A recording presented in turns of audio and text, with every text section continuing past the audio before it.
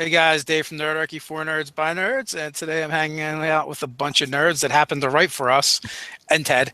Um, we will be playing our sponsored Open Legend RPG game. We want to thank Open RPG or Open Legend RPG for sponsoring this game. Greatly appreciate it, and we're having a lot of fun with Aether Skies. Uh, Hopefully, we don't have the issues we had yesterday with Hangouts and Wednesday night too. Google has been boning us a little bit. So today I have staff writers Doug, Megan, Ty, and Professor Bill in the house, as well as you guys. I'm sure you guys all know who Nerdarchist Ted is, and I am Nerdarchist Dave.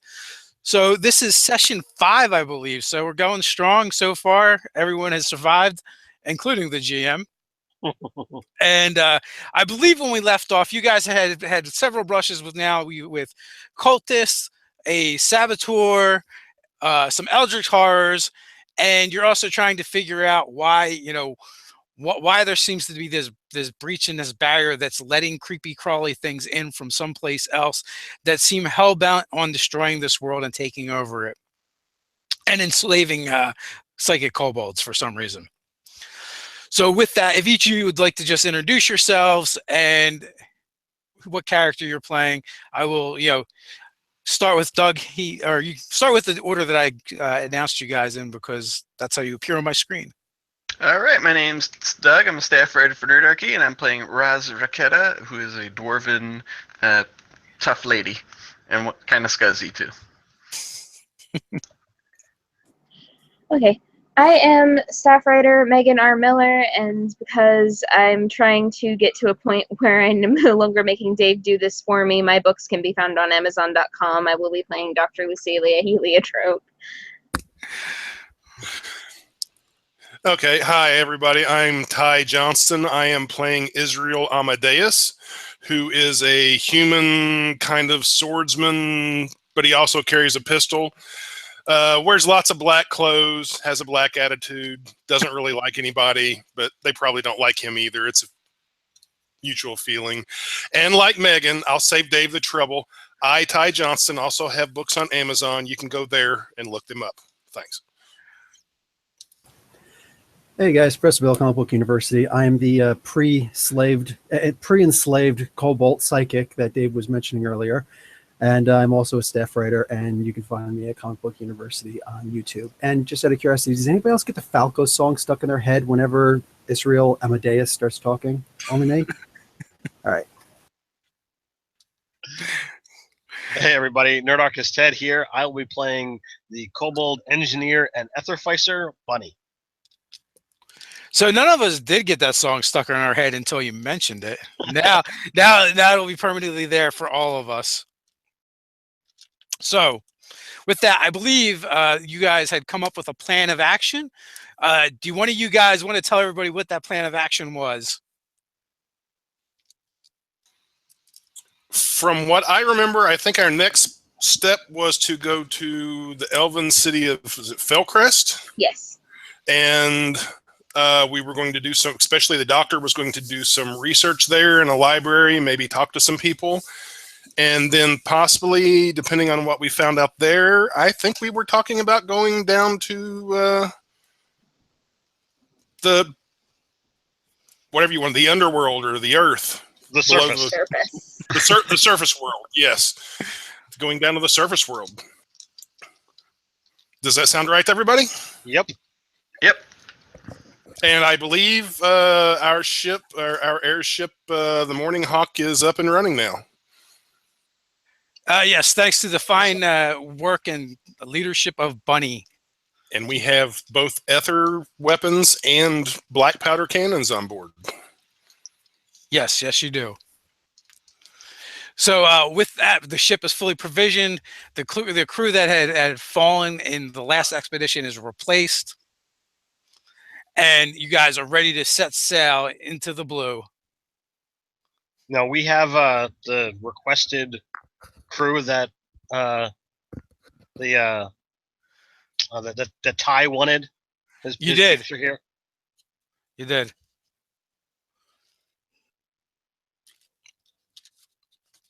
That is correct. So do you remember who they were, Bill?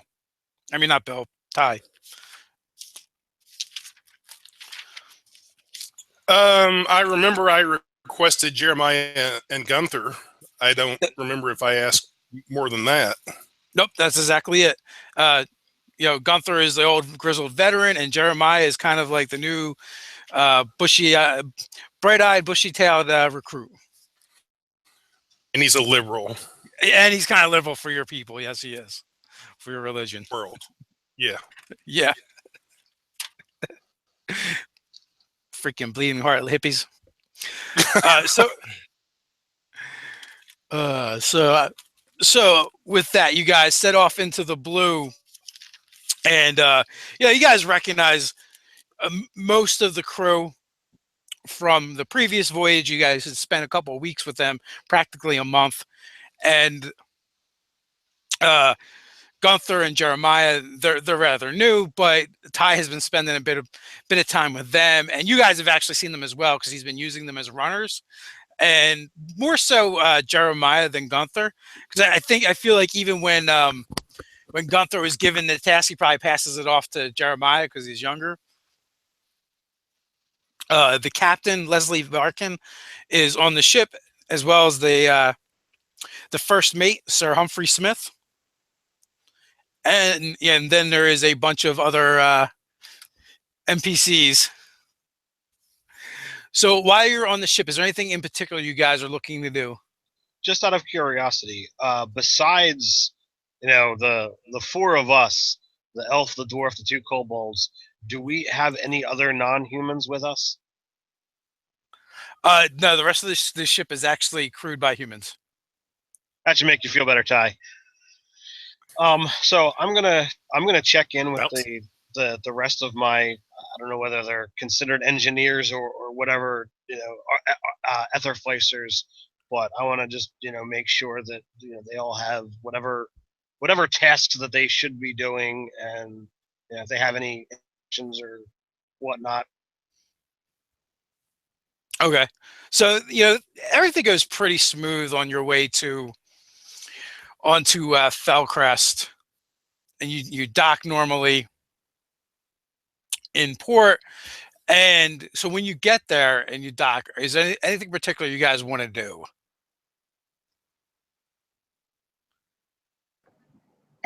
Need to go to the library. So most of the crew is going to stay on the ship. Matter of fact, and them being human and being in Felcrest, they actually have very little desire to leave the ship and travel the city. Yeah, don't we need some kind of pass or something like that? You guys would already have paperwork. Oh. Go ahead, Dave. It would have been supplied by the Nerdarchy, as well as you have contacts here as well. Is there anything here? Like, I know elves are known to really do, like, they're ethermancers, but is there anything here specific to etherficing? Yeah, you can find. Well, you can absolutely find that on every city. It is literally the lifeblood of the cities. It's what powers them. It's what keeps them going, to a certain extent. But here at Felcrest, they're kind of looked down a bit because they're not true ethermancers. And more than likely, they actually probably employ a lot of other races to do that for them. Okay. So they're not the question I need here. I'll stay with the ship. What is the question you're looking for? There are ethermancers. I mean, there are etherficers.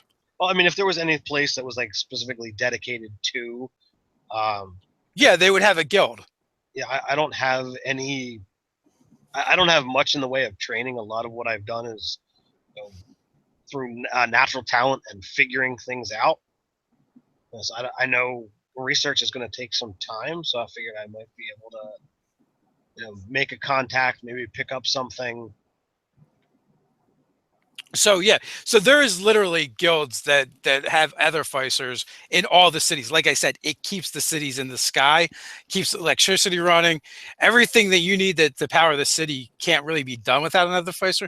So if they didn't have any, eventually things would start wearing out and breaking down. And once that happened, you guys are miles in the sky. It's going to get ugly fast. So you could probably get directions from from Dr. Lucy to the Guildhall, if that's something your character would be interested in doing. If the Kobold is worried about the ship, Israel and the crew are going to stay on board and watch things over. Yeah, so one of the things too, as soon as you guys kind of dock, you kind of sense the mood of the crew changes a little bit. They feel a little uneasy. Now, this is really fairly common for anyone coming to Felcrest that is not an elf, and even some elves can get a little antsy as well, just because of the amount of ethermancy that gets performed here, and the effects of people who wield a lot of ether are quite known and quite apparent. So Ethermancer has a lot of people, no, scratch that. Felcrest has a lot of people that are very eccentric, to say the least. I'd say Raz would probably go with Dr. Lucy, just because I would probably relish the weird looks I'd get from these haughty elves. But if there's anything Bunny's looking for, because we are going to a library, is there any kind of information you want? I can keep an eye out for it. Maybe check out a book or something, if there's something in particular you wanted to know. I'm just looking for more actual instructions. Well, we could walk you to the guild before we go, if you like. That would work. And also the fan base of Felcrest for Etherball is legendary. So in terms of fan bases for a sport, just think Eagle fans.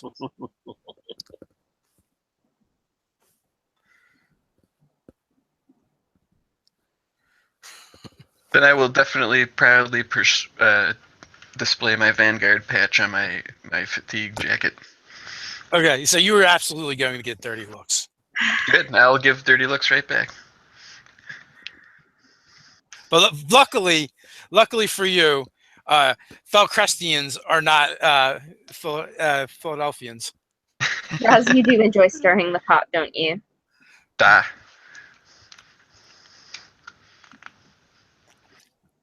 So you guys make your way to the guild hall. Some dirty looks, some odd looks, some curious looks, with the two non-elves in tow to Dr. Lucy. People are not used to seeing dwarves and kobolds in Felcrest. So you guys are going to garner some attention. So after a little walking, you guys find yourself outside the guild hall. It is kind of like tucked away in the city, and it's what you actually find is just like an entrance to an elevator shaft that leads down to the belly of the city, and that's where the guild hall actually lies. And from here, you could either escort Bunny down or just drop him off, and they'll send him into the right direction. Most of the other Feisters that actually work at Felcrest aren't actually elves. If you were an elf in Felcrest, if you were an elf from Felcrest and an Aether Feister, it's kind of like your parents are going to look down at you. Why couldn't you have been a doctor like your brother? Yes, exactly. So I'll say that there's no if she has any desire to escort I'm just occupying myself while you're off looking to do stuff for the mission, so there's no need to waste time with me. Okay. Just gonna make sure he gets settled in properly and that they're going to treat him right, and then I'll go. Okay, so you actually pass him off to an elderly human named Edgar. Sorry guys, I cannot talk today for some reason. I'll see to him, Missy. I'll make sure he gets to where he's going. Doctor, not Missy. Thank you. You got it, Dr. Missy. And he's wearing workman's leathers and an apron, and he's got like smudges all over him. He's kind of old and gnarled looking. It kind of looks like a tree. What race? Human.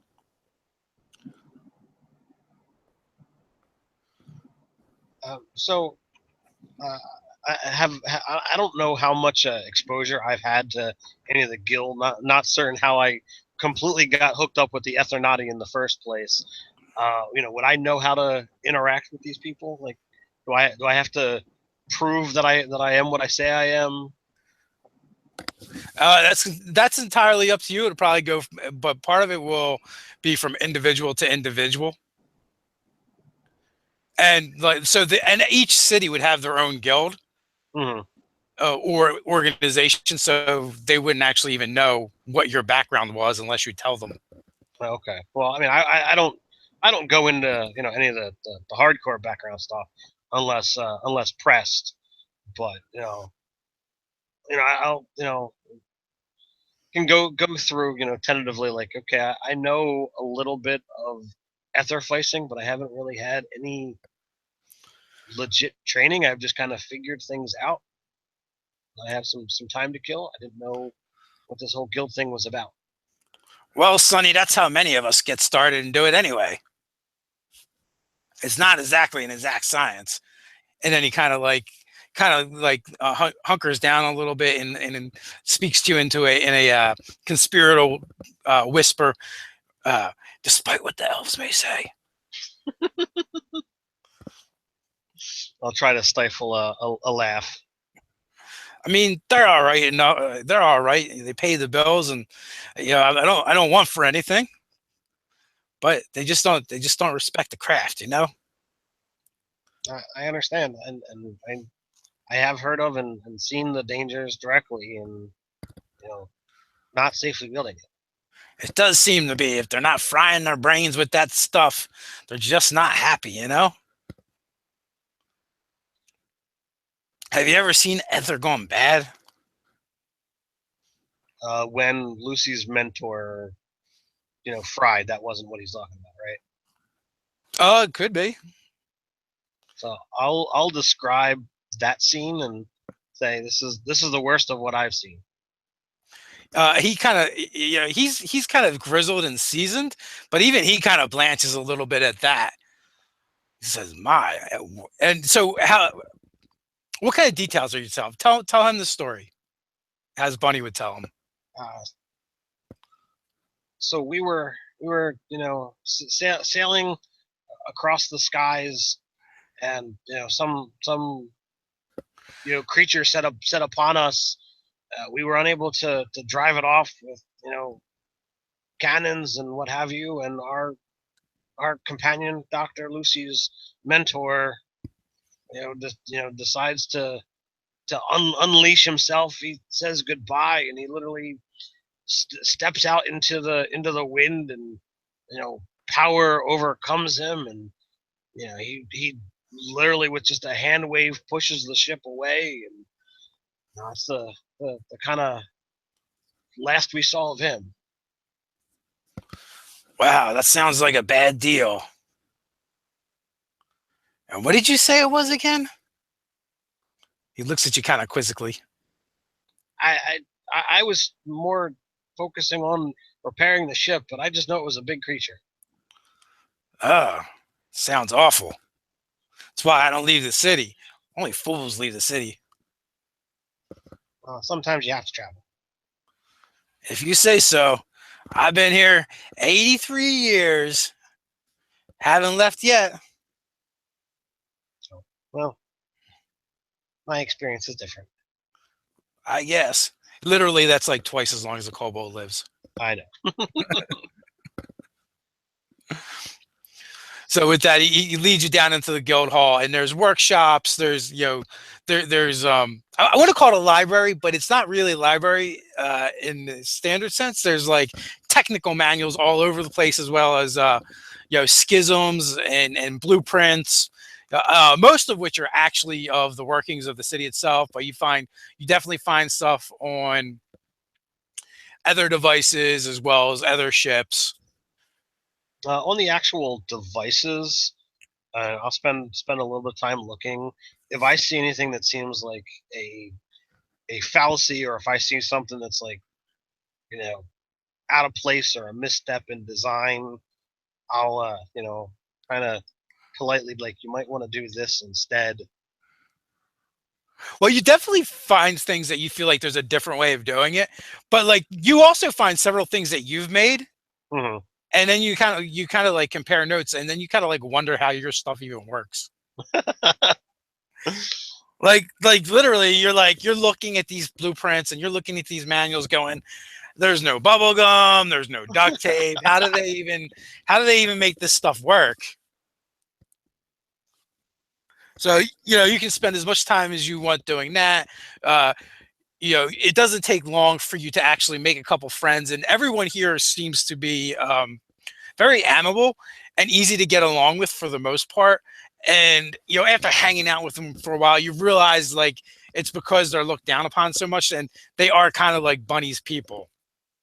Yeah. So I'll make some friends here, and what have you. If there's anybody that isn't anyone that's actually potentially a traveler as well, like that, they might be more of an interest to me. But just having connections in Falcrest might prove useful at some point in time. Okay. So, Dr. Lucy. There we go. There's the mic button. Yes. I believe Roz is with me as well. We go to the library. If you don't mind me tagging along. Oh, you are more than welcome. I'm actually kind of enjoying all the odd looks we're drawing. You get the impression that she's getting kind of a twisted enjoyment out of making everyone uncomfortable.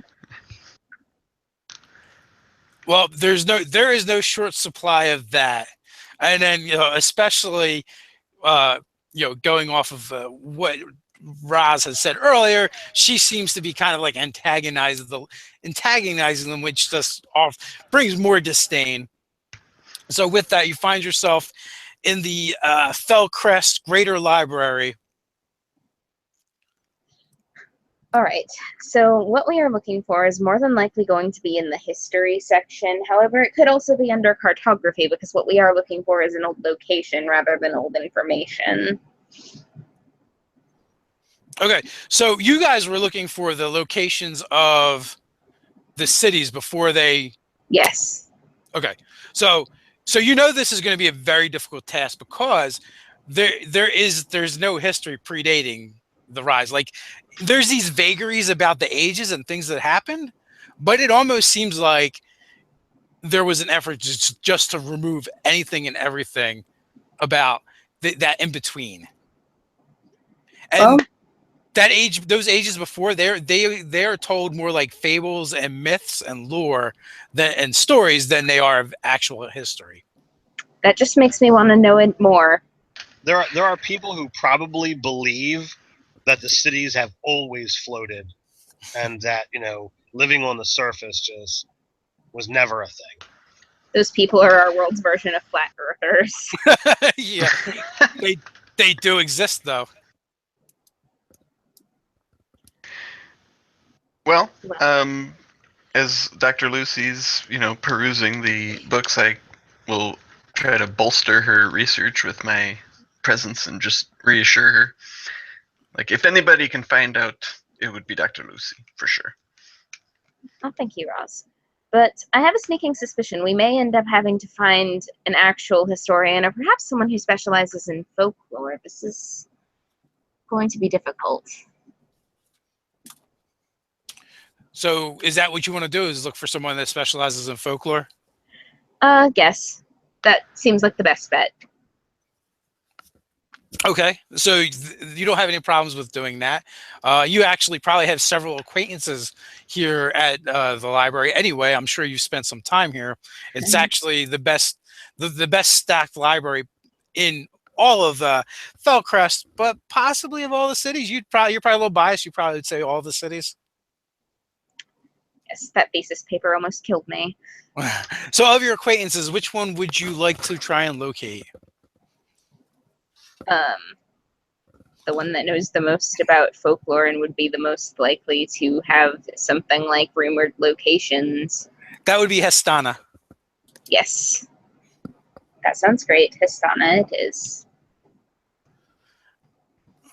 So you know, Hestana is another elf, and you actually went through academy with her, and she has a very similar background to yours. It's just she took a different path when it came to your academic studies, and she focuses on the folklore and mythology, basically.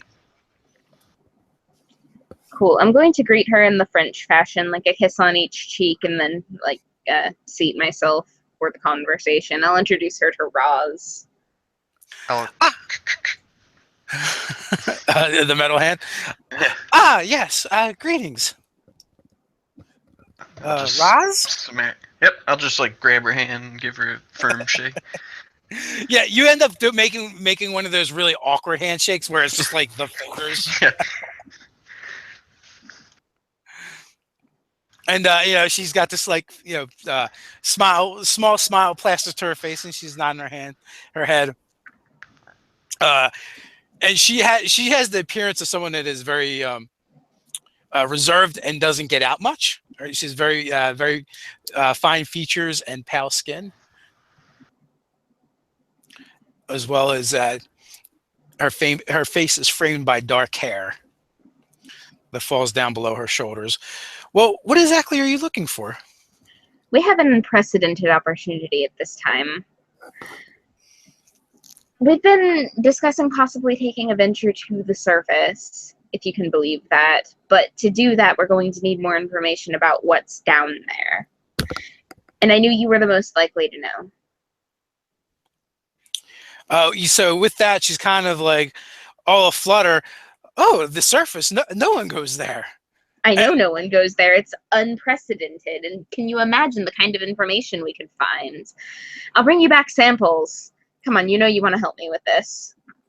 Well, I do study all the old stories, and they all kind of say there's nothing but horrible things down there.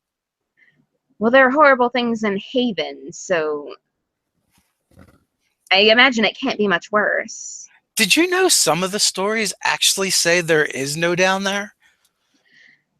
Yes, I know there's some fringe scientists who believe such a thing, but honestly, really.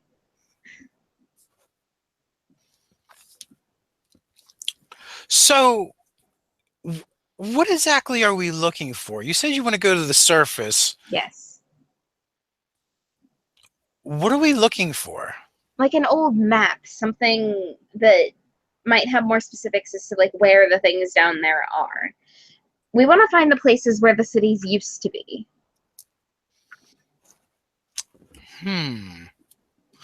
Right. So with that, she takes you to a small section of the library, and like this in itself kind of tells you how much information is at hand, which is not that much.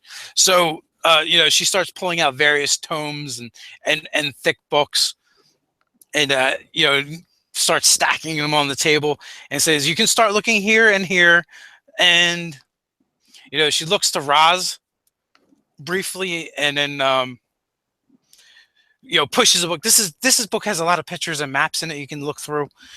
Might be helpful. I can read. I'm sure you can, but The charts are vital. But I do like pictures, thank you. There's maps, lots of maps. Thank you very much, Astana. Not only that, the pictures and illustrations are of the creatures that they say are on the surface. You look like a soldier. I was at one time, yes. This will be helpful. Thank you very much, Astana. And then she comes out with like her arms full of these bundled, wrapped, long pieces of parchment. And starts rolling various ones out, and again, these are the more really old maps, but a lot of them have been kind of defaced and they're kind of muddled. Some of them have water damage. Well, I managed to salvage these. They were going to be destroyed, but I don't know. I just felt like keeping them. I felt like there could be something here. Admittedly, there's only useful pieces here and there on them, but we don't have much from those times. So it feels like such a waste to lose anything. I need fresh parchment. Yes, of course. And Thank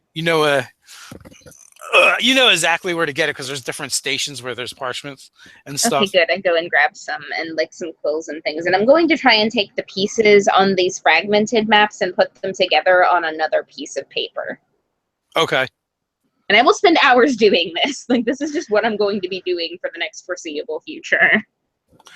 Yeah, and matter of fact, like when Roz, if you look over her shoulder and see what she's kind of doing, you gather, if that's the plan, her plan anyway, she's going to be doing that for a long time.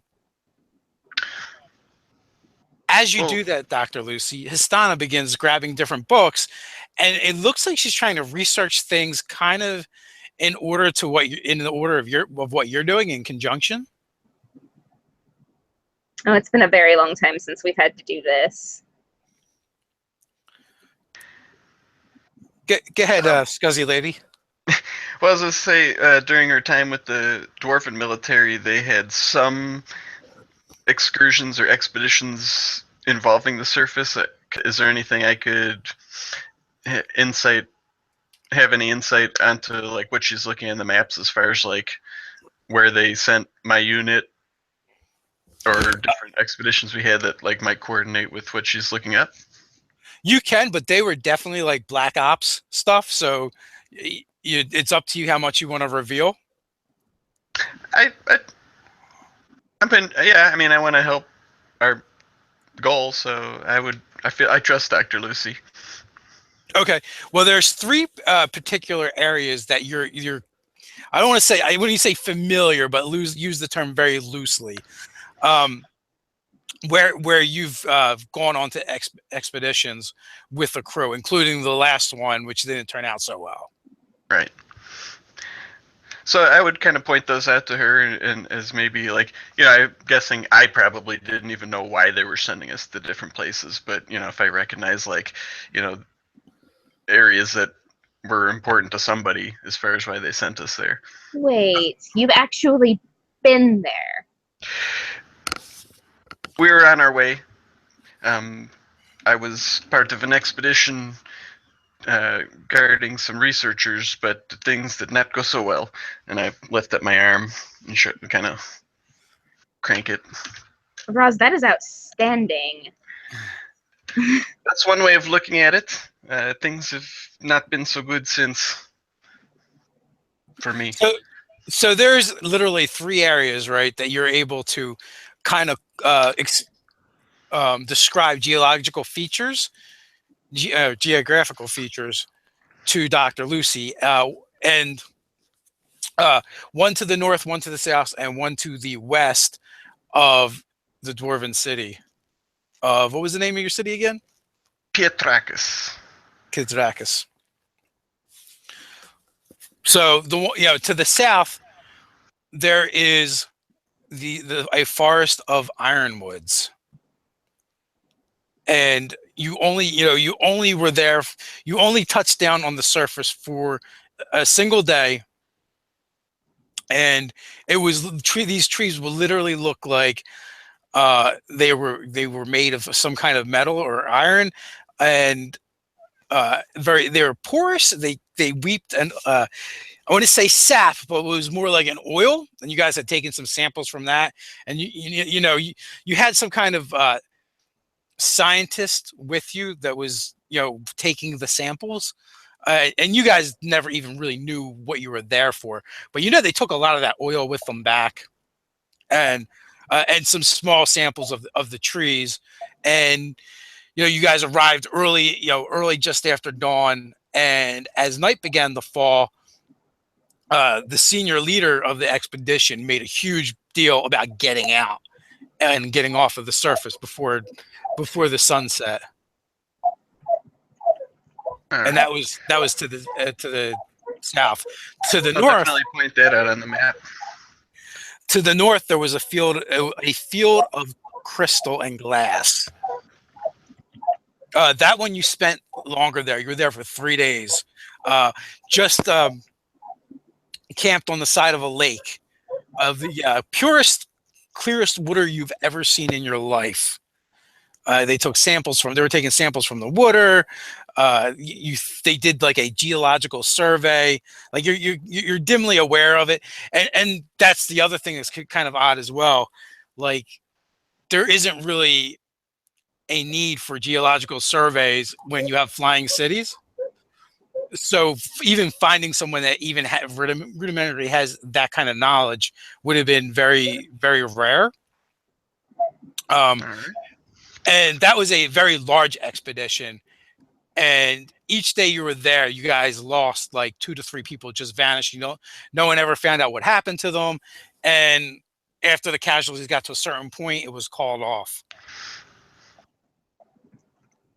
And then to the west, there was a mountainous region. So you actually of the 3 locations, that was the highest elevation. And the ship was actually moored in the sky, and you guys had to use netting to get down to the top of the peaks. And with that one, that was the one that was disastrous. Okay. Well, I would describe that to Dr. Lucy, and say, this is why it is my strong belief that there's some reason that people do not want the general populace to know about the surface. There is a surface, and it's not all dangerous, or not much more. I mean, it's not any more dangerous than living our lifestyle. There's creatures trying to kill you, dangers unforeseen, but there is a surface. And you've seen it with your own eyes. That is remarkable. I would have pointed out he said that, and only on one out of the 3 expeditions did people not die. Hey, people die all the time. This is life of dwarf. There is a price for progress, and some of us have to be willing to pay it. It is actually Estona, and she actually points that out. She says, "That sounds terrible." And on the last one, your boots barely touched the mountain peak before you were beset.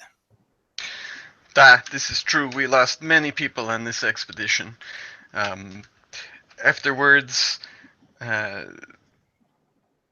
I kind of became mistrustful of my government, and they gave me an honorable discharge. But yeah, I think there's more going on that people are just trying to cover up all the time.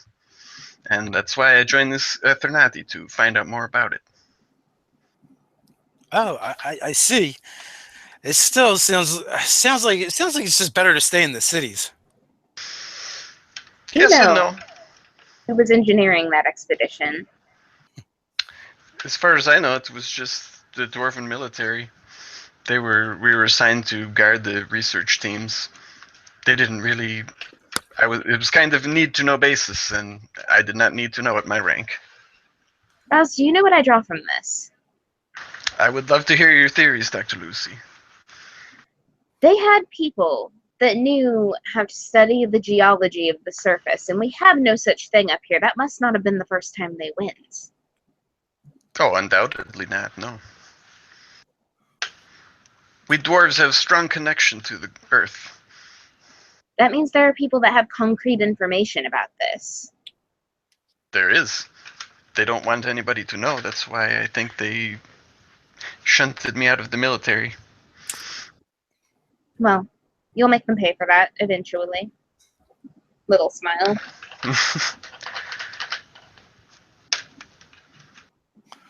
We will make them pay. So vengeful. You know what they say, an eye for an eye, everyone goes blind.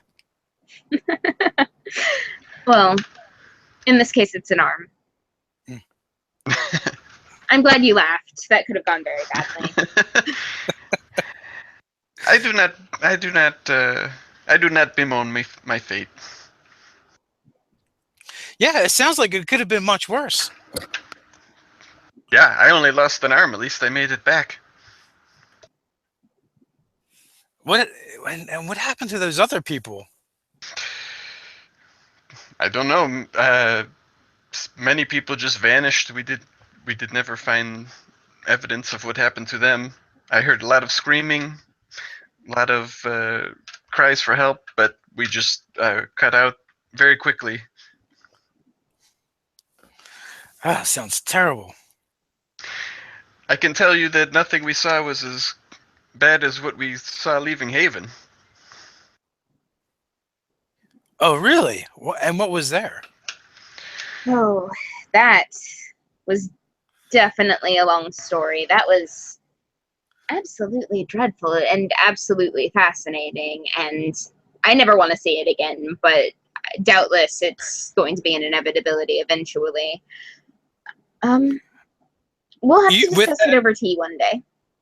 that, Dr. Lucy just hears the faintest hint of a cackling laugh, just at the peripheral of your hearing. And she kind of goes still for a moment and then continues what she was doing like it didn't happen. Like, pretend the crazy isn't there and maybe it'll go away. So back on the ship, what is going on there?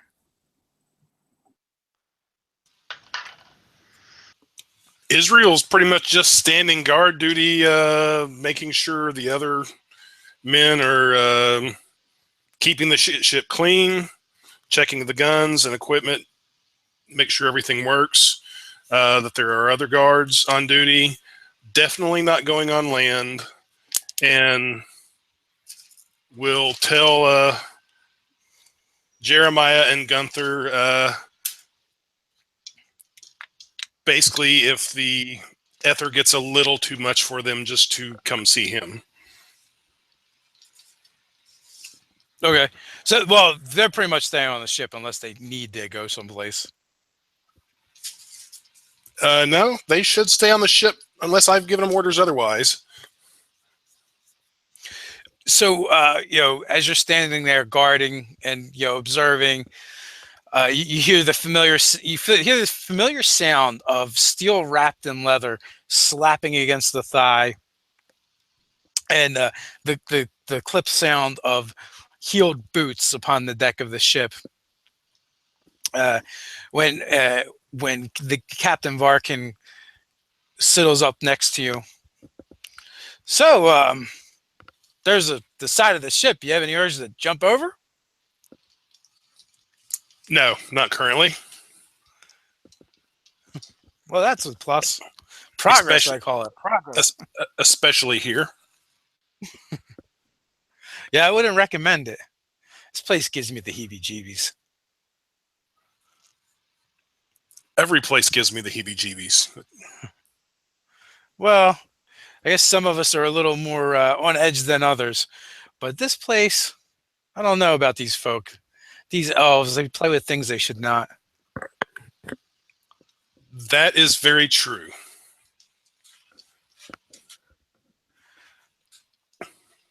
So, how long do you think we're going to be here? As long as it takes. I'm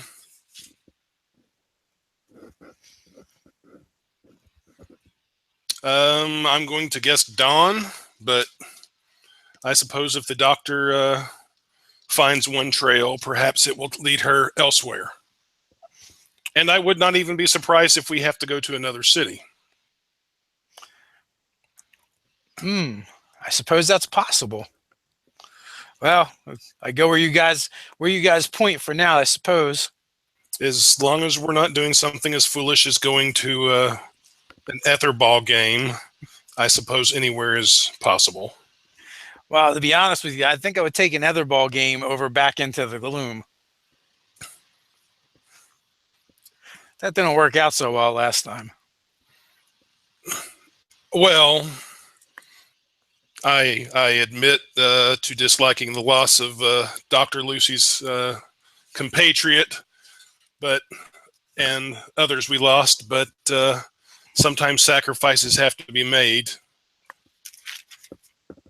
And if we just sit here and do nothing, then, to be blunt about it, awful things will happen. And kind of like in a whisper, she says, "Francis and Darlene." Francis and Darlene. That's their names. I have considered going to see them myself since we got back. No, they're the crew. They're the crewmen that died Oh, on the during the escape. I was thinking of Dwalene and the other dwarf twin. Oh yeah. Okay. Oh, Francis and Darlene. Well, was there a ceremony held for them? When we returned, there was a small one. Right. They did not have much family.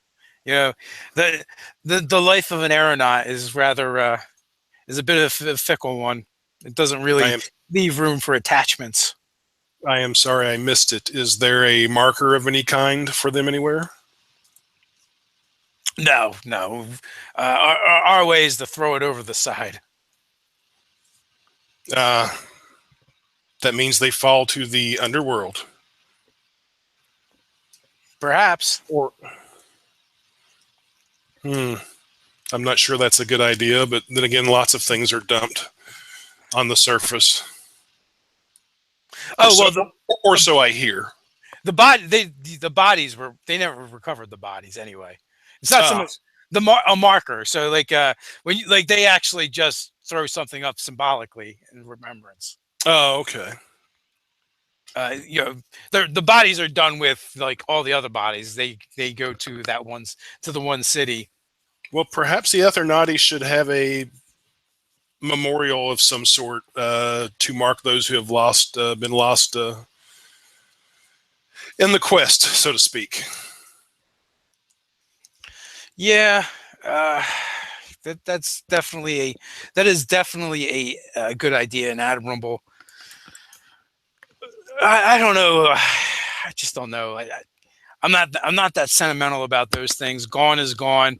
I'm just sad to see them. They were good crewmen, and they had crewed for me for many years. Well before the Morning Hawk.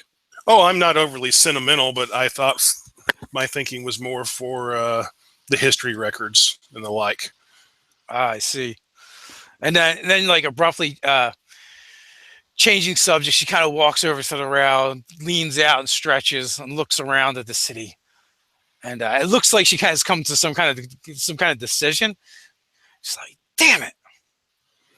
Is there a problem, Captain? Do you know that the best place to get fruit is in this city? But I so hate this city. In this city? Yes, these damn elves. They just grow. They can grow things like no one else. Send one of them in. No, I will not subject another to something I can do myself. I'm going to head into the marketplace and see if I can't find some star fruit. Is it wise for you to go alone? With that, she turns sharply on her heel, and for an instant, you think she's going to go for a sword, and she makes a derisive sound in your direction and says, "I'll be fine," and storms off.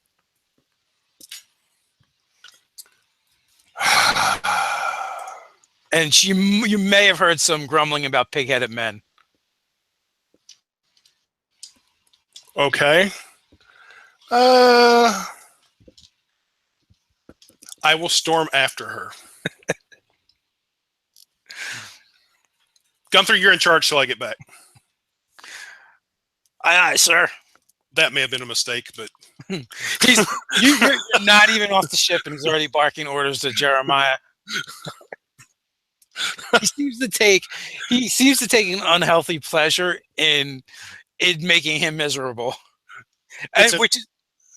which is made worse because Jeremiah is like the most happy-go-lucky guy on the planet, and no matter what he does, he just seems to get happier. I'm just more worried about it's an all-human ship. They have actual weapons that they're going to do something dumb like, oh, we're going to level the Elvish city. Not while I'm on it.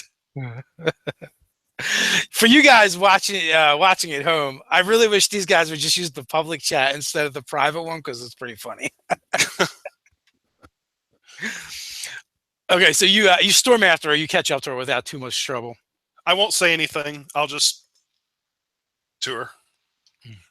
Hand on my sword. Okay. Well, hers is not. She seems actually fairly relaxed now, and just looking around. You guys are getting some strange looks from the other citizens. At a glance, not nearly as strange as the looks the rest of your fellows were receiving, but nonetheless, they take notice. Obviously, neither of you are as outlandish as a kobold wearing fluffy bunny ears, Well, yeah. or a dwarf with a metal arm. So. It doesn't take long before you guys find yourselves in the marketplace. There's vendors and shops. There's an open air market with just stalls, and that's where she heads. And there's actually, all kinds of different produce and fruits out there. And it goes fairly uneventful. It seems to be easier for you guys to maneuver through the marketplace, as the elves almost like part before you and seem to not really want to get too close anyway. Fine with me. I will stay right with the captain. I will not speak unless spoken to. But my eyes will constantly looking around for any signs of danger. Okay, so everything seems to be on the up and up and fairly calm. It seems to be business as usual. The greatest disturbance in the marketplace actually seems to be you guys. All the more reason not to talk to anyone. So that brings us to Professor Bill and Krezek. What are you doing? Both of us? Yes. I actually decided to go out and take in an Ether Ball game. So there's no pro games going on, but you do find an amateur game. Nice. Well, That's exactly what I was looking for. You actually have the choice between like an official amateur game or going to like a recreation area where there are just people playing Ether Ball. Yeah, I was actually, if there wasn't any games going, I was just going to sit in the field, like not the field, but in the bleachers in the empty field and just meditate and chill. But since there is something going on, I would rather a local game. Okay, because most of the cities have these recreation areas where they're almost set up like parks with like skate parks or like hockey rinks, but they're kind of like smaller versions of Ether Ball spheres. But there's generally you can find people playing. So right now there is basically an amateur game going on with two of the local teams. And right now they seem fairly even matched. They're going back and forth, and they're very skilled. And they play much differently than the kobolds and the gnomes generally play. And kobolds and gnomes actually play very similar in their styles, where it's very deceptive and evasive. Where watching the elves play is almost like going to the ballet. There's a lot less contact, and when there is, it tends to be a bit dirtier than in other Ether Ball games, and definitely more subtle. They're a bit sneakier about it, and they're more like cheap shots. But for the most part, they do seem to try and like avoid each other, and it's very graceful. There's a lot of back and forth passing, a lot more skill, a lot more teamwork. Less aggressiveness. Okay. Cool. I'm just going to watch. I'm going to meditate. I'm going to think about those boots. I'm going to think about, and I'm going to, focus on my prescience and seeing the future a little bit, trying to see observation into the unknown. Once in a while, check out the minds that are around me, ignoring the racist, mental comments and whatnot, and just checking into anything that might help me out to focus and center. Okay. So one of the things you do pick up a lot of around here is just ambient energy that is not psychic, and it's really fuzzy and erratic feeling to you. It almost feels like it's almost like handling something jagged like glass. And you can sense it in the air. You've sensed it before, but never quite this concentrated. and it's kind of like a feeling you get when you're around Dr. Lucy and as well as her mentor on the ship. But here it just seems to be like everywhere. You can't go anywhere without bumping into it. Krizik views it, compared to his own abilities, as other people using other people's gifts as opposed to having your own. That could be very well be accurate. And so you find yourself sitting there by yourself with not a whole lot going on, till you're approached by one young, curious elf. He's bigger than you, but you would think possibly adolescent for an elf. And he just seems curious. Which also means he's clearly much, much older. I kind of look up, glint, a squint in the sun. Greetings. Hello there. Are you? And he kind of like cranes his neck a little bit. Are you a kobold? Very good. You are very educated. I heard elves very educated and worldly. I've never actually. He kind of ignores your jibe. I've never actually, it wasn't a jab. It wasn't a jab. It was false. Basically, I'm used to it as a kobold. I'm used to giving the form to another. Okay. So with that, I've never actually seen a kobold before, and you're right. I have read about them in school. And I even hear sometimes they're here in the city. We need people to work the Etherficer Guild and keep the city flying and tinker and stuff. Yes. And I hear gnomes and kobolds are good at that. Anyone good at anything you ask them to do. You could do very good too, but probably have other bigger things you study for.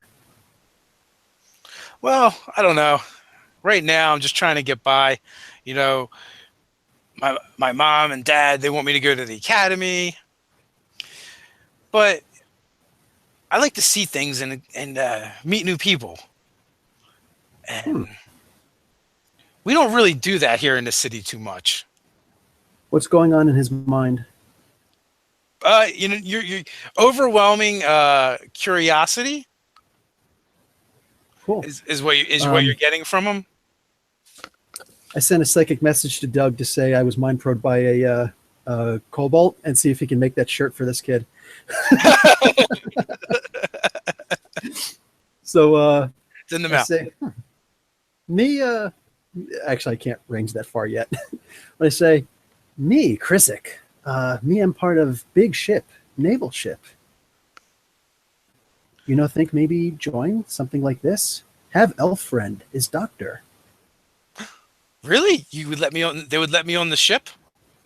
No, absolutely not let you on ship. But if you study and go for this thing, of course, you could become crew. Maybe become captain. Are you still like scanning surface thoughts? Absolutely. His mind is totally stuck on get on the ship. Yeah, I'm worried that he's a little bit too desirous. So did you study at a school? Do they have kobold schools? Which city are you from? I tell him, I actually forgot the name of the city. I don't even look at it anymore. Kerfluffle. Actually. Yeah. But I say, from Kerfluffle. No, unfortunately, not too many schools there. Almost no education there. Krizik was military. Krizik did operations for humans and for elves. Got wounded and asked to be a member of this ship. He seems very excited. He's now sitting down on the bleachers, kind of next to you, but he's got his knees drawn up towards his chest, and he's practically, his chin is almost on them, and every once in a while he makes exciting gestures with his hands as he talks to you. And military, you're a soldier, and as I'm talking, I spread out my thoughts and just see, like, is this kid going to get beaten up in school later? You do feel like that he gets avoided a little bit from probably his peers, and he does seem to be a bit of an odd duck for an elf. I'm sorry, there's somebody knocking on my door. Okay. Just come back to me later. All right. So, Bunny. Yes, sir. So you had finished. You finished up for the day. After you're studying, you're tinkering. Matter of fact, you kind of get huckleberried into helping out, do stuff. Okay. If you're acceptable to that. Yeah, that's kind of what he would go along with. Okay, so they definitely, once they realize that they kind of have a taker, like you end up completing all kinds of tasks. Um, for them, and and actually it's kind of enjoyable because you do get to experience some camaraderie that you've never really experienced before. Even on the ship, when you were working with the crew, they still addressed you as a superior, even though they were a little trepidatious in the beginning. But even afterwards, they still looked at you as they were working for you. Where here you're working with peers, and it is definitely a feeling you never experienced anywhere else. And afterwards, you're asked if you would if you would like to go down to the local watering hole with them afterwards. And do what? Drink ale, some beer. That's what we do after we work. Oh, I thought after work you go to sleep. Well, there's more to life than work and sleep. You never had a beer? No. Oh, my friend, you must come with us. And you basically get scooped up by a couple humans and a dwarf, and they're ushering you out the door to one of the taverns. Awesome. And before you see the sign of the tavern. What's on the sign, Ted? I'm guessing this is not an Elvish tavern. Putting me on the spot here.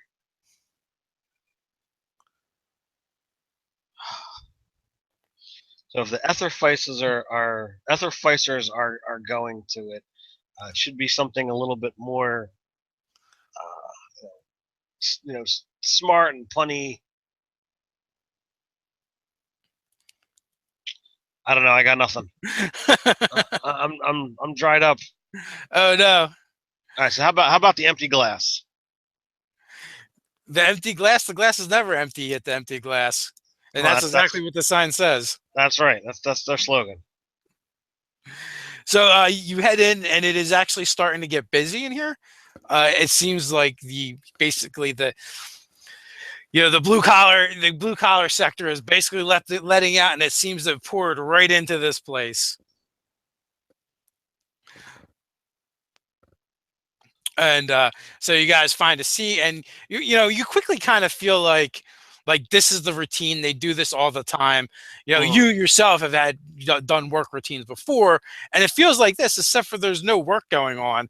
Right. And now they're kind of like razzing each other and slapping each other on the back and telling jokes and complaining about their husbands and their wives and their kids. And really just talking about all this stuff and these social interactions and these things that are totally foreign and alien to you. This is typically when this kind of stuff happens. It's usually the experiences that Bunny's had. Like, it has nothing to do with him. So that's when he usually slinks off and attempts to become part of the backdrop. So he'll kind of start into that kind of modus operandi. Okay, so you do that, and you're kind of like taking in the scenery, and a tall, frothy glass of this amber liquid is put in front of you. It's like foaming off the top. It's fizzy. So I'll kind of go over and sniff at it. I'm used to drinking water and not even the good stuff. This is a fizz bopper. Is it good? Well, tell me for yourself. And he puts it in your hands, and and it is the foam on top of it is like fizzing and popping like pop rocks. That is pretty cool. So he'll have a go at it. And it's sweet at first, and then it gets bitter, and then it feels warm going down. So he'll probably, like drinking water, he drinks more than one should on a first go. So he kind of coughs and splutters, especially considering the fact that it's like fizzing and popping. It tickles your nose a little bit, especially because you drank it so fast. It shows his inexperience.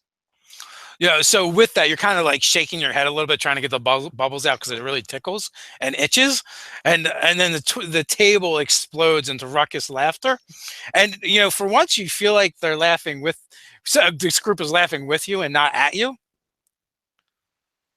Well, And as soon as you finish the glass, they call for another round. And this time it looks a little bit different. And, it's more of a brown instead of an amber. There's less fizz, and the glass is steaming a little bit. what is this one? Oh, you got to try this. This is dragon tea. Like the elves, they make it here, but then they make the dragon tea here in Felcrest, right? And then the brewers here take it and make it good. So it not elven drink anymore. No, I wouldn't say so. So is this one gonna is this one gonna tickle? What does this one do? Oh, this one's gonna make you fly. You're gonna this one's gonna make you ride the dragon. So he looks down at his modified boots for a moment before he takes a sip. Okay.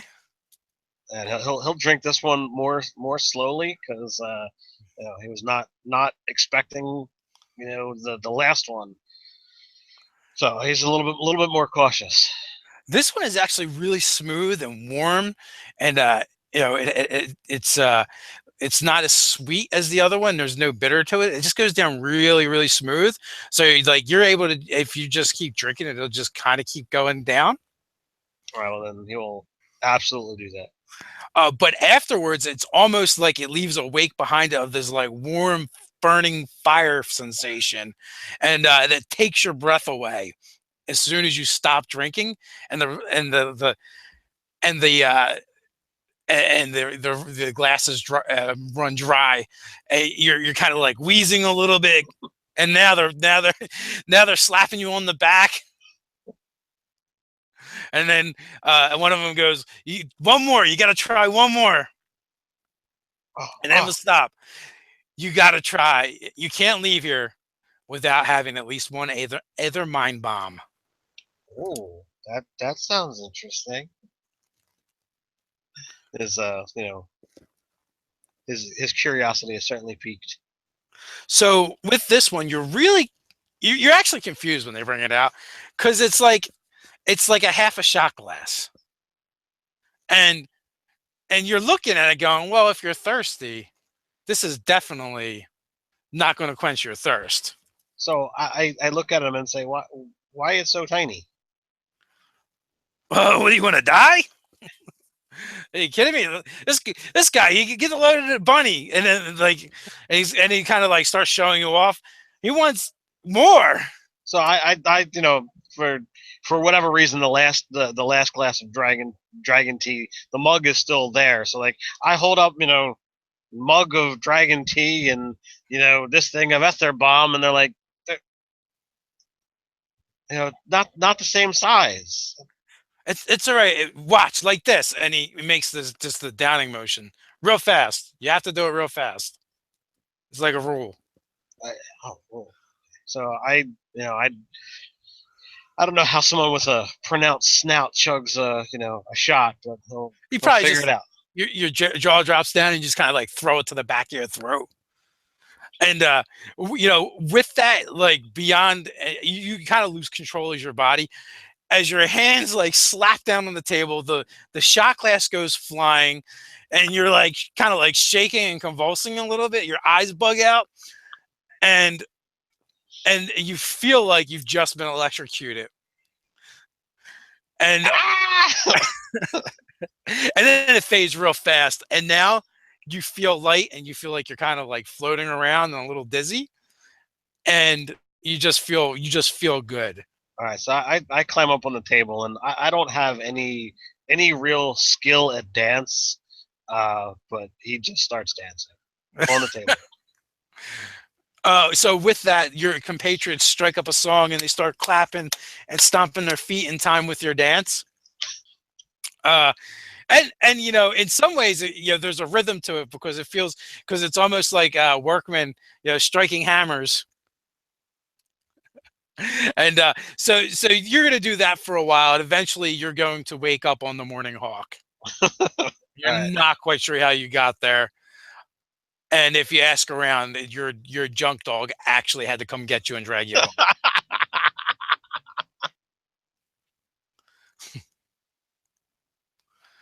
And you may or may not have taken things off while you're dancing.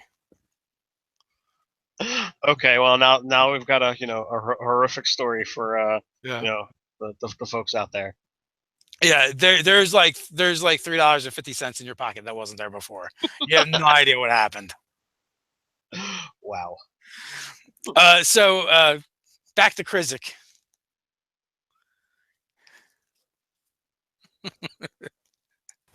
All right, just mentioning how we got pictures and we now own Bunny.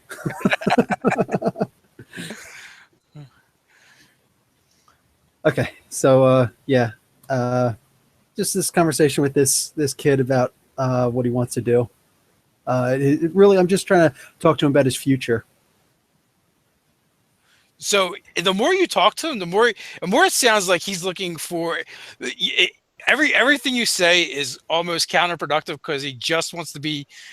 He wants to emulate your life now for some reason, and every time you tell him something about yourself, he kind of seems to latch onto it, and he is like no elf you've ever met or encountered before. He actually sounds really cool, but unfortunately, I can't keep him. Okay, I'm going to try and if I mess with this kid's head,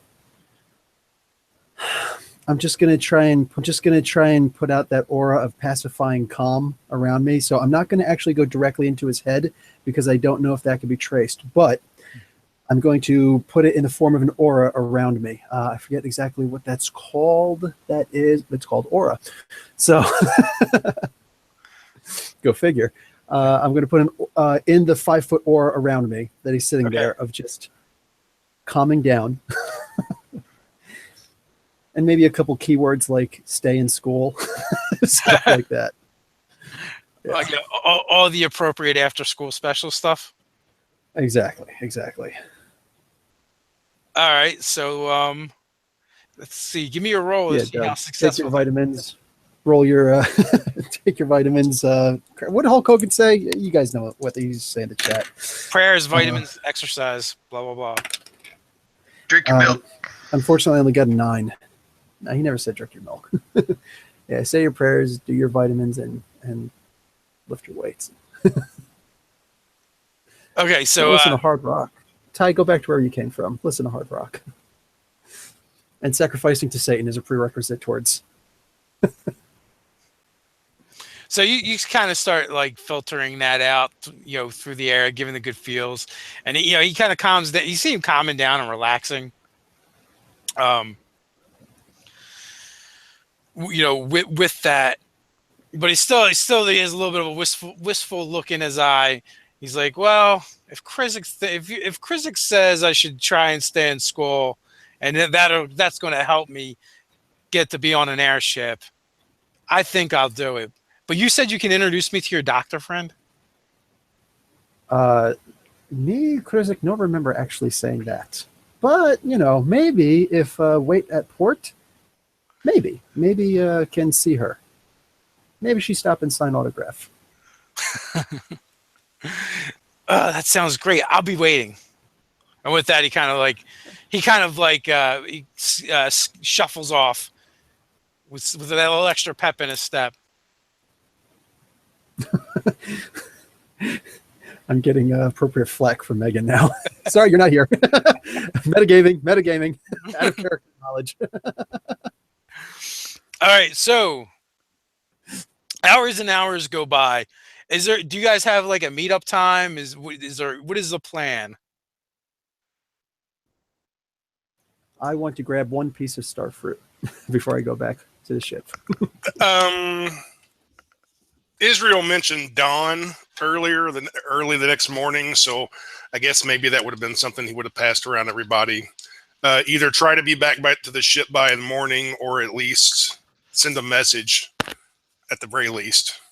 And yes, let's make sure we wake Bunny up at the crack of dawn. You're gonna have to find Bunny. Didn't Mutt drag him back? Yeah. Oh yeah.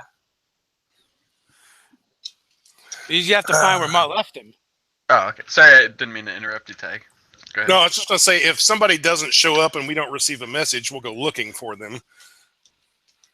Okay. But no, actually, whoever happens to take the late watch, like wee hours of the morning late, they will be the ones to actually see Mutt coming back to the ship, and they're not really.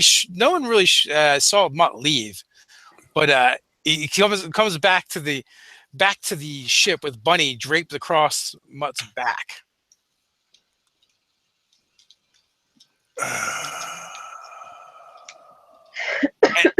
and whoever's on watch as they approach Mutt and Bunny. Israel would be there, but he probably would be asleep at that time. So it's probably one of the crewmen's.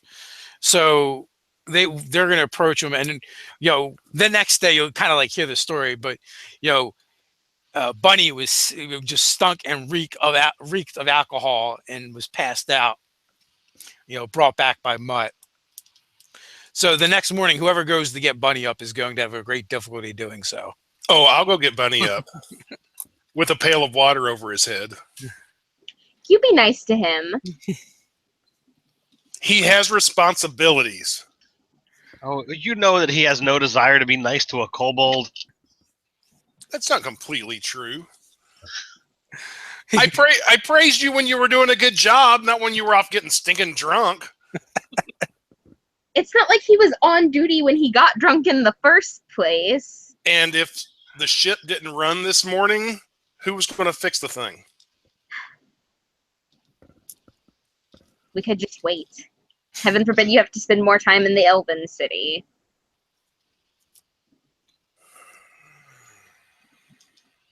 If I have to spend time in the Elven City, that's not a problem. But if... Good. Then I don't see a problem here. As Ezreal is going by with the pail of water, Leslie pulls these like shakers out of a pouch and hands it to you and says, "Try this, it'll be more effective." Not the first time I've had to forcefully wake up a crewman.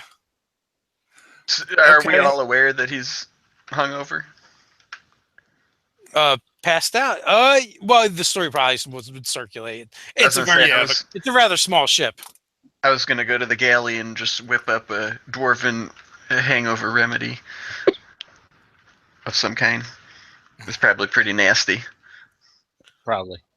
Maybe I'll take those shakers and just pour that in there too. Just like whatever. It's just like a traditional hangover remedy. Well, if he takes the shakers, I'm just going to go and dump the bucket of water on. That's how you get the process started. First the water, then the drink. The kobold. I am clearly judging you, Face. It's worked for dwarf for generations. So, Bunny, you're awakened to you feel like you're drowning. So I scream at the the water being dumped on me, and then scream again as I come to terms with the fact that screaming hurt my head. I can only imagine that I've got it being my first hangover. It's got to be the worst thing I've had to deal with in a while. Remember the time you got stabbed by the cursed knife? Yeah, it's worse than that. Yeah, that's what I kind of thought. I'd slap him on the back and sorry, go ahead. I don't know whether I was ever placed in my cot or whether I was just asleep on the floor somewhere. But if I'm elevated at all, I will absolutely comedically fall from wherever I was. No need. You're actually under your cot. Oh, okay. I'm trying to pat him on the back and say, "Here, drink this." I'm trying to roll away from the sound of my own screaming. Well, you currently have a scuzzy dwarf lady shoving a drink into your hands, and if you recall, drinks are how you got into this mess. That's exactly what Bunny says. No, drinks is what hurt Bunny head. This is a remedy for drinks. Trust me. So I kind of snatch it with both hands, and I know we don't really have gods in this world, but I'm praying that this will work. And I actually meant it to be like a dwarven remedy sort of thing that they drink in the morning. I mean, it probably tastes disgusting. So I'm gonna guess the dwarven concoction, whatever it's meant to do to a dwarf, the physical effects on the kobold system actually wind up making me heave all over the place, and that's what's sobering is that there's now less alcohol inside me. Exactly. Now you get it. Okay, now doing the responsible thing. Let's get the kobold some water. There's plenty of water. He just dumped it all over me. I'll go fill the bucket up again. Someone's gonna have to watch them. Goes to get a glass of water. I won't even pour it on him this time. So, Bunny, your head is splitting. You feel it's throbbing. It feels like a whole Aether workstation is going on between your ears. Yeah, he's not really happy today. So, leaning in the doorway, peeking in, your room is actually kind of crowded right now as well. It is Captain Varkin, and she's kind of like leaning against the door jamb, smirking. Your first binger, huh? What mean? What do you mean? You went out drinking last night. I met friends and they said that's what people do. Yeah, but they don't have to do it that much. Though some do. I only remember having 3 drinks. 3 drinks, huh? Well, you're kind of small. There was a fizz bopper and a dragon tea, and I've heard no problems about tea. And then the 3rd drink was really tiny. Oh no, the tiny ones are the ones that get you every time. But why is tiny bad? Well, it means there's probably more alcohol in those. That does not make sense. How can tiny drink have more alcohol than big drink? Well, the big drink has other things mixed in it. Things that aren't quite so alcoholic. Like water. This make my head hurt more. Well, it looks like your friends had a good time with you anyway. Good thing your dog brought you back. My good friend, and I'm looking around, for wherever he has piled himself into. Has someone learned a lesson?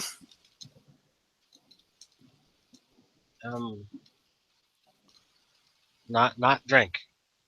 Yes, coming back with the water. Israel doesn't like to have any fun. Hands water to Bunny. That's a terrible lesson, and I'll take a pull of whack out of my flask. I'm not suggesting never, ever can anyone have a drink. I'm suggesting not to get drunk, especially while on a mission and you have duties. I did not know drunk was possible.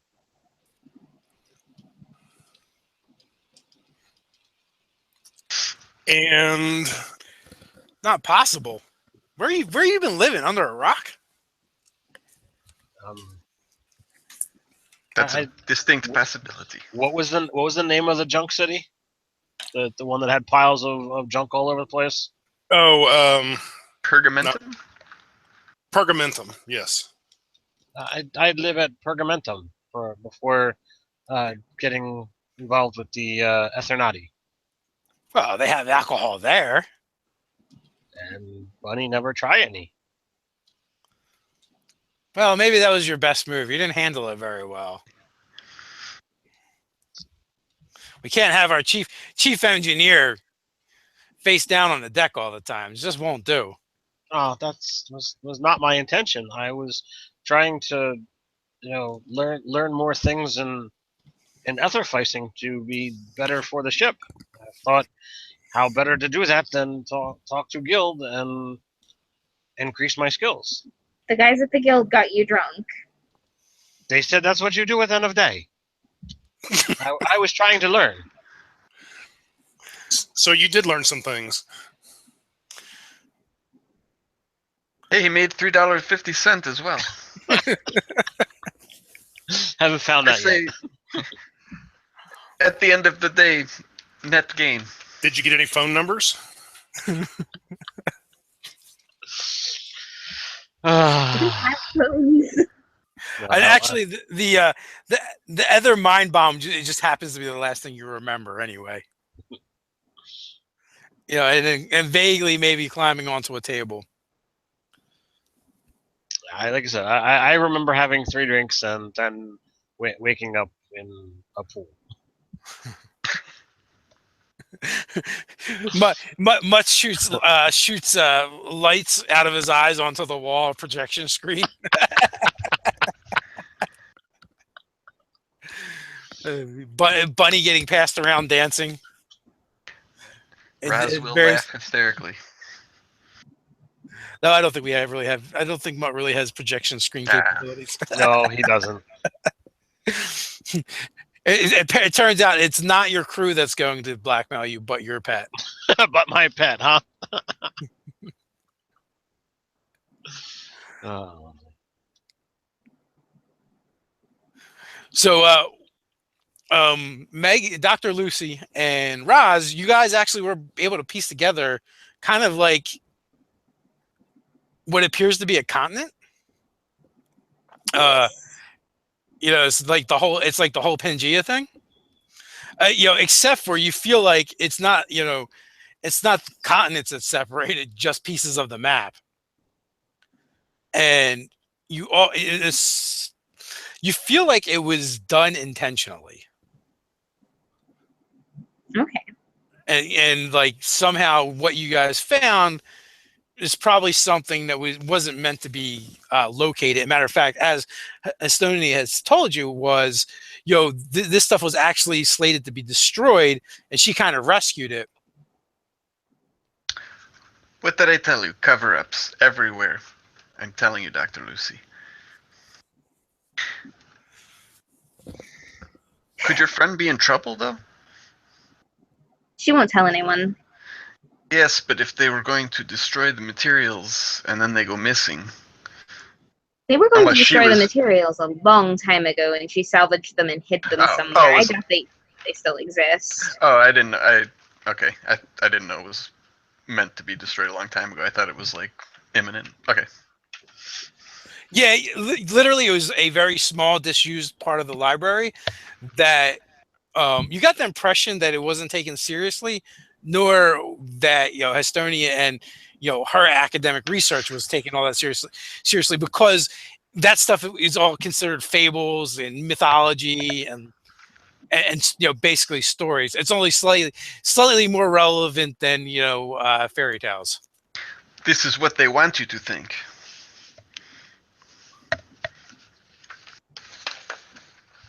But we have a good start. We can fill in the rest of the details. And with that, you're able to piece together the regions that Roz actually told you about when you're in the library, and her experiences in those places. So you're able to actually put those kind of like on your map, which kind of tells you where the Dwarven city is, and from there you can kind of figure out where all the other cities are. Approximate is good enough for the time being. Do we have anyone on board that has cartography knowledge? Well, yeah, there's the first mate and the captain. They're aeronauts basically, so they would be able to, so navigation is part of the job. Okay, well, we should talk to them about this and see if they could start filling in the details as we discover them. Okay, Like so on the map. okay, so they kind of, for navigation, they kind of use markers, and it's, all the cities kind of have their own marker or a series of markers, and what these markers are, they're basically like Aether beacons, so that the airships are able to navigate. Because during the day, especially above the clouds, there's nothing to really distinguish anything. There's just general directions. So they use a combination of these they're like Aether compasses that kind of like will indicate where the various beacons are.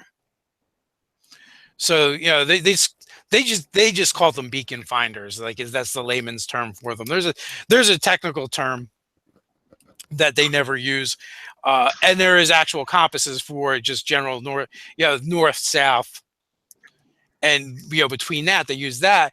But also sometimes Ethernauts what they'll do is they'll travel at night, because then they can actually navigate by starlight and by the stars. If because you're above cloud cover for the most part, unless there's something atmospheric going on, they can pretty much navigate. During the day, it's kind of like guesswork.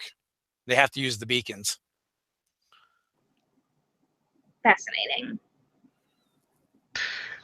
I had a quick question about that map stuff to clarify. So you're saying, said about like Pangea, it's like people intentionally drew maps separate so that they wouldn't realize they were all one landmass? Yes. Okay. So it is probably one landmass, but it is absolutely one landmass, but you feel like they took them and picked them off of that map and put them other places. Okay, gotcha. And possibly that the maps that were damaged were done so strategically, so someone wanted the information around, but they didn't want it easily accessible for everyone. Right. Copper up. And the thing is, Dr. Lucy might never even have pieced that together without Raz saying, yeah, I've been to the surface and this is here and that is there. That gave you a starting point that you could that you were able to like build from.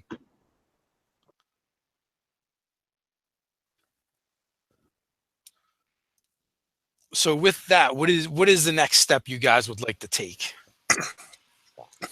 Do we need to go anywhere else, or are we ready for the surface world? If we've got an idea of, where we should start, I think it's best if we actually went down to the surface. Quickly though, Roz, if you do have any insight as to what creatures are down there, and I would ask her this away from everybody else just to make sure that like she's ready for them to know, that would be good to go over before we actually touch land. Okay, I kind of don't 100% trust everybody as much as I kind of Dr. Lucy, just because, in the moment we're in the situation. But I would definitely advise people that you're never going to be ready for surface. From what I have, how do I want to put this? In my experience, we can expect much the same dangers as we've faced in Haven. So based off of your previous knowledge, like you just seen a lot of weird stuff the times you were on the surface. when you were on the Crystal Plains, no one actually ever saw what happened to the members of the expedition. They would just vanish and disappear. Now, you didn't encounter any hostiles in the Ironwood Forest. You guys collected where you were, but the leadership was clear on getting out before dark. In that case, when you guys touched down in the mountaintops, you guys were basically coming down rope rigging that was let down after the ship was moored, and basically darkness descended all around you and the rest of the crew. From nowhere, it was broad daylight. Next thing you know, it might as well be pitch black night, and that's when the screaming started. Weapons were discharged. You could hear fighting with melee weapons, and that's when you were getting ready to try and engage and go to your men and your crew, when something raked by. Is it your left side or right side? Right side. Raked by your right side, taking your arm clear off, and actually burning your side and your shoulder and cauterizing the wound. The only thing that saved your life, really, when you passed out, you actually passed out in the rigging, and someone hauled it up, and you were kind of what was left of the expedition. And that was the mountainous region expedition? Yes, to the west. Okay, well, quick question. Do we, based on Dr. Lucy's, do we have like an area that we're thinking we might want to go down? Is it that region? That same area? So what this map does for you, it literally just tells you where all the cities are, which you have beacons to, in conjunction with this landmass. What's down there, you don't know, other than the 3 areas you've been to. Okay. So that is up to you guys where you think you should start looking. I think there was some chatter about possibly trying to check out the area of the gloom underneath of it. Mm-hmm. Okay, then in that case, yeah, I would probably tell, not the whole crew or anything, but my actual Ethernati cell. I would relay what had happened to me. Kind of reluctant just because, it's a sensitive thing, but basically what you just described. Tell them, it's very dangerous. I was sent down there multiple times with military to guard expeditions. I do not know what they were researching, but we lost many people. Many of them just vanished without us knowing. Night falls very quickly on the surface, and on my last mission with Dwarven military is how this happened, and I'll kind of show them, how it's not just the arm, it's like her shoulder and like part of her torso, and that's kind of why I do not trust Dwarven military, and perhaps this is why Ethernati recruit me, because I have some experience with surface. This is just throwing an idea out there, but would we want to try and maybe steal some information for them before we went down there? They certainly know more about it than we do. Who, dwarfs? Yeah. Oh, they most certainly do. I do not know why they're going to surface, but... Would we know where to get the information from, though? I mean, would we know where to seek this information? I have few contacts in some underground organizations in Pietrakas. Perhaps they could know. I could get in touch with them.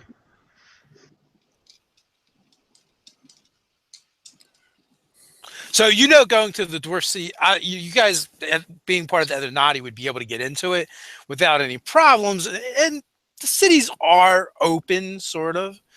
But if you think you got a cold reception from elves, the dwarves are going to be even more so. Could my fugitive group kind of like I don't want to say smuggle us into the city, but guide us out of prying eyes, and maybe have an idea where we might find some of that information. So either through that organization or through the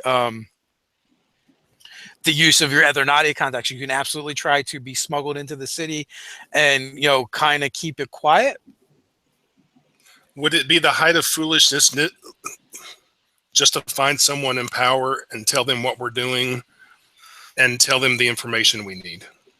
If they were willing to share this with us, you would think that they would have done so already. They kicked me out of military for questioning why they're even sending us on these expeditions. I do not think they want many people to know. And the other thing you guys would kind of realize is, well, from what Raz is telling you, there's clearly something's being hidden or covered up in, by the dwarven government as far as she's concerned. You definitely found information here in Felcrest that was definitely trying to be scattered and obfuscated, and then eventually destroyed. It's only possibly by happenstance that it even still exists, and basically being kind of obscure information kind of faded away. That being said, after piecing these together, you feel like it was definitely done intentionally, and that stuff was kind of kept together. Well, my understanding, I'll say this to the group, is, okay, the dwarves may have something to hide, and they may feel it's of utmost importance, or perhaps it's something merely embarrassing to themselves. My understanding is we're talking about the very existence and future of all of us, including the dwarves, and that we need their help. And if they're keeping something hidden, it can't be more important than that. So your suggestion is going in hardcore with the diplomacy. I throw that out as an idea. If you think you can make it work, I can stand behind that, and that trails off. I would probably not be part of this diplomacy. They have no love for me in government.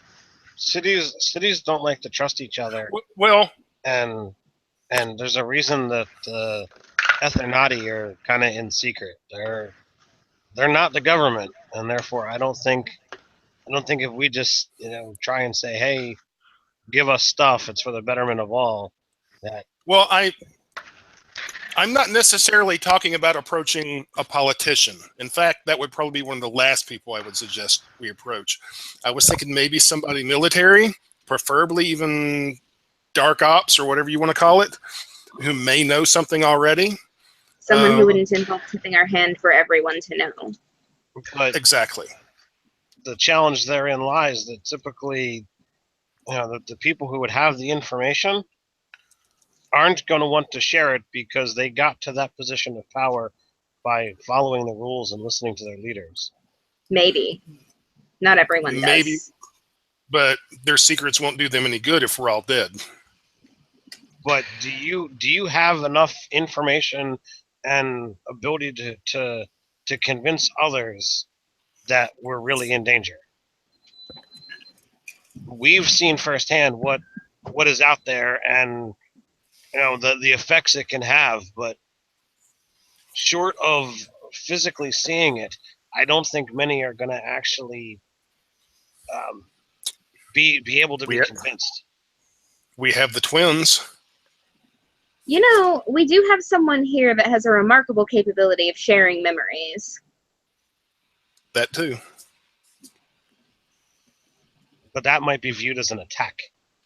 Unless they saw it coming. We would need to find the right person, and that would still involve a little bit of clandestine operations on our part. But once we do, perhaps going above board would be better. We don't know if we're on any kind of timetable at this point in time. How long do we chase these threads before we follow on with the rest of the mission to head below? We can't know until we know more. In this case, there are things down there that could very well kill us in our tracks. We need to know more about those before we continue. It's necessary, but we don't have to do it stupidly.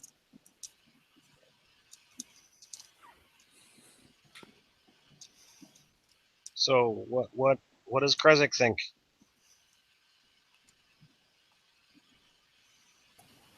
Krizik thinks not going down there again.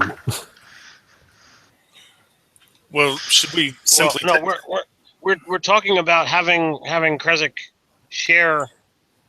Yeah. And on top of that, share you're memory. talking about having sharing my memories or going in and trying to persuade people of higher rank to change their minds. We can. You have the ability to share your memories with someone, right?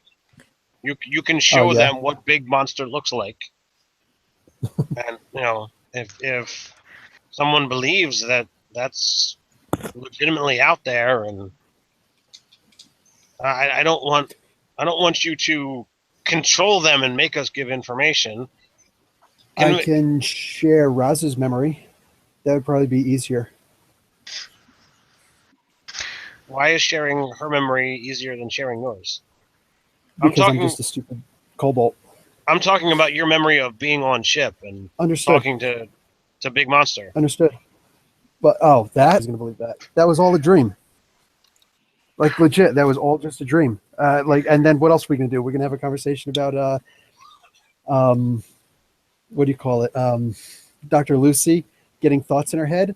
I know about those. Nobody else does. She's not telling anybody. Nobody wants to talk about this stuff because nobody believes it. But I know a dwarf is considered lower than a lot of other people, but nobody's lower than a kobold. If I share my memories of what I saw, what I believe, or my conversations, nobody's going to care about that. But like legitimately, you can see what happened. I mean, you can't even see that, I lost my legs or anything like that. Nobody cares, you know what I'm saying? Because I can still make myself walk. But you could see the damage that happened to Raz. Her story is legit. And it's frightening, and actually seeing something rip your arm and part of your torso off from you, I feel like that would be a more convincing story coming from a slightly higher, more noble race than mine. And Ours. if we're trying to convince dwarves, then the memory of a dwarf would be the way to go. I am sure it's no secret that there are expeditions to the surface from dwarves. Convincing them that it goes on will not be hard. Convincing them to help us or share information, this is hard. That's why we need the right person. Right. Well, I know some people... Okay. And if they're sending expeditions to the surface world, perhaps we can share some information with them. For one thing, of course, we'd want to talk to the captain and probably the Commodore about this first, but they might very well want to take a look at our ship. Some of their engineers might. I don't think we have authority to do that. No, that's what I'm saying. We would have to ask first. And Commodore back in Grundlehold or Helm or whatever it's called. So like we would have to find out who is our contact here if we're looking to get more permissions.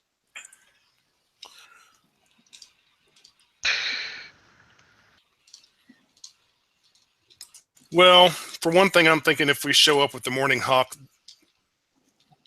if they're being nice, they will ask to look at the ship.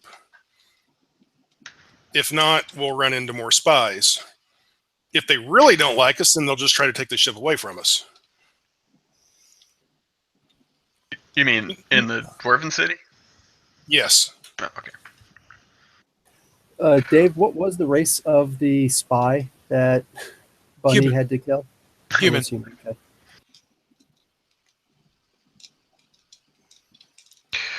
So our options seem to be just go ahead to go to the surface world.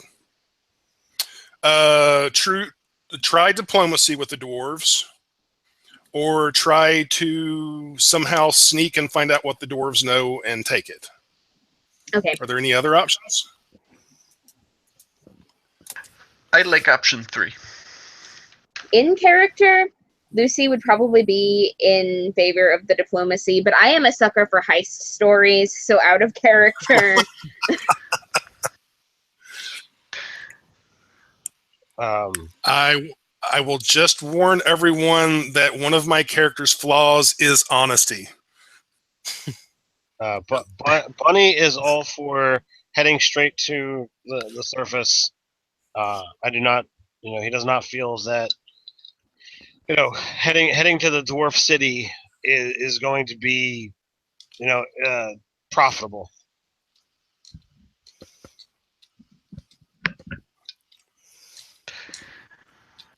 If we decide to go to Pietrakas, I know a few people who might point us towards someone that maybe they trust that could give us more information if we want to go that route.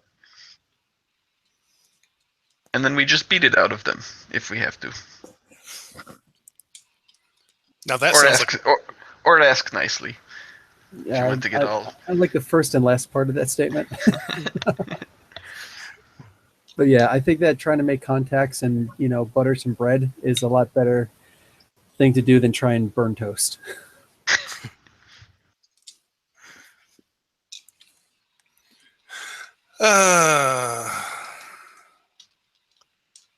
So it looks Bunny, like everybody but me wants to go to the dwarf city. So it looks like that's the direction. no, Well, no. not necessarily. Bunny, you are very keen to get to the surface. Any particular reason? That's our mission. That's where we decided that we were looking to go, and I just don't think secret military organization is going to easily or quickly part with its hidden secrets. Oh no, there'll be nothing easy or quick about it, and I'll kind of like smack my bat in my hand. I think we are potentially dealing with an unknown timetable, and if we go chasing butterflies or whatever analogy we would have in our floating cities for such an expression, that we might be shooting ourselves in the foot while we're trying to look for this information rather than getting on with the mission. However, if we go in unprepared, we could end up dead. I don't think that there's going to be any more information there that's going to allow us to be any more prepared. Did you tell everyone, Doug, about your trips to the surface? Yeah. So Yeah, I figured it kind of related that. Roz has been there. Is there more information that will have us much more prepared? I like this kobold. He's convinced me. It's. I think that if they were going down there and doing geological things, which they have no reason to do up here, they have probably been there more than once and probably do have more information. They clearly, on his first expedition too to the Ironwood, they clearly knew to get out before dark. That took some kind of pre-existing knowledge in order to make that determination. On the Crystal Plains, Roz, if you think back, you feel like they had a calculated number in their head how many they could lose, because they're probably, after the first day there's grumblings like, what are we doing? We're losing soldiers, we're losing troops. Mm-hmm. And they really didn't change much of what they were doing. There were the efforts that were made seemed very superficial. Regardless of where we go, it's going to be dangerous. So we can either go into danger and complete mission, or we can go into danger and delay mission.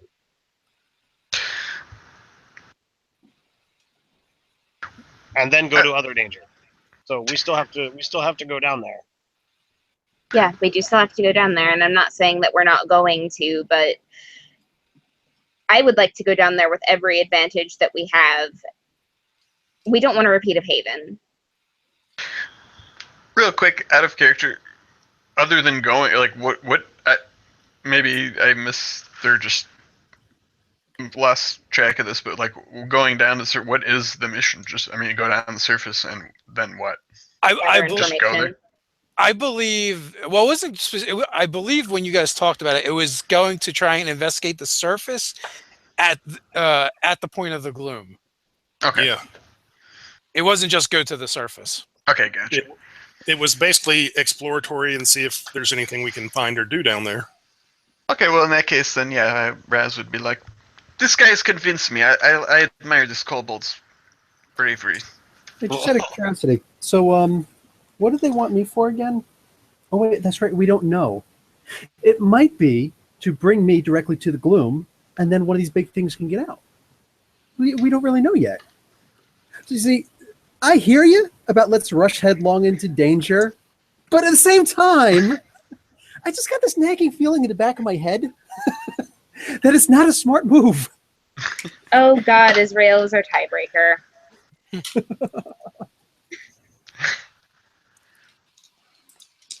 All right, Ty. What is what is your Commander, character's- you mean? Commander? I'm like, it's not Commodore and it's not Captain. What's the other C word? Don't go there. Bill. Cheerios. Sure.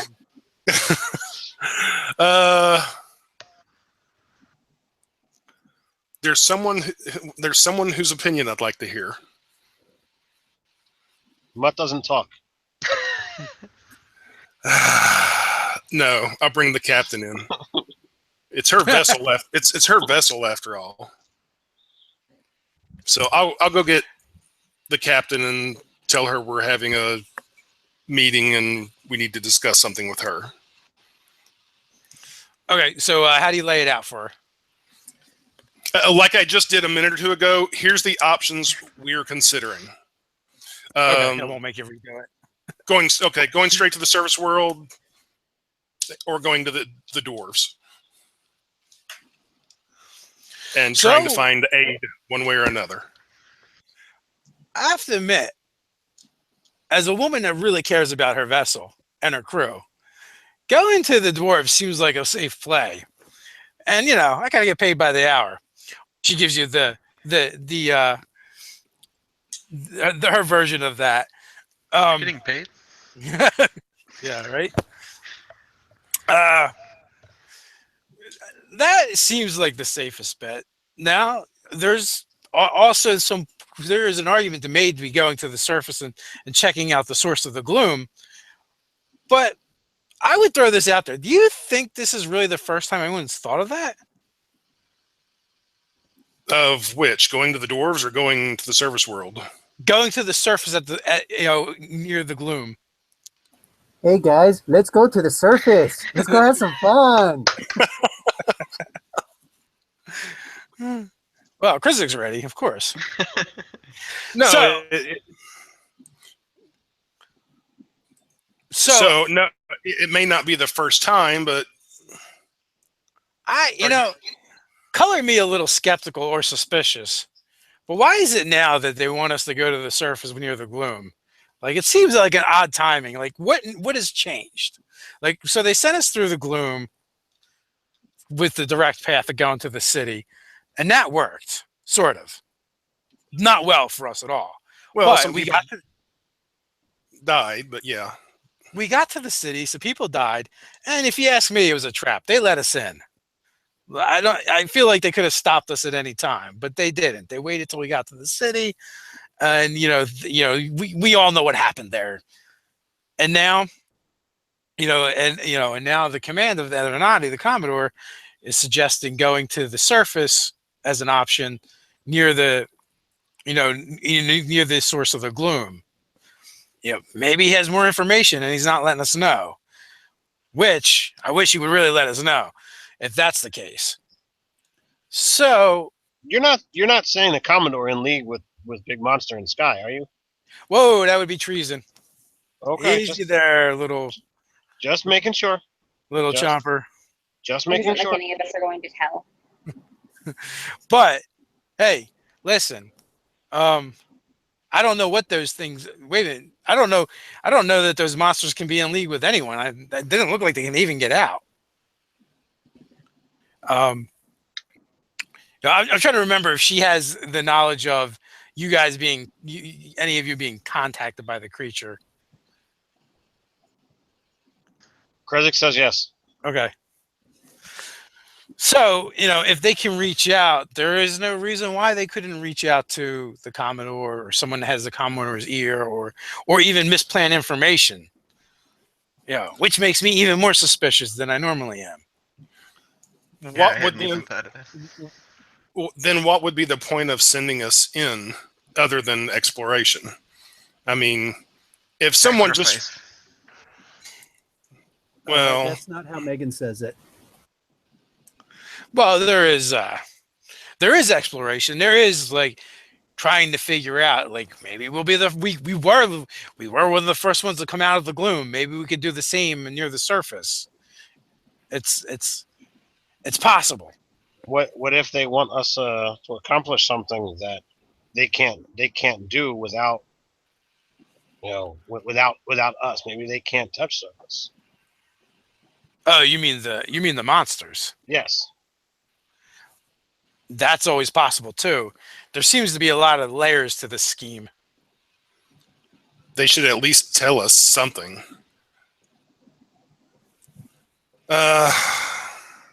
But we're not likely to get information from the Commodore or the dwarves without. Then we I also take the feel- information ourselves. How much travel time is it from here to the Dwarven City? You guys can make it. You guys will make it in about a week. I say we go to the surface world. Well, that's that then. I'll set course.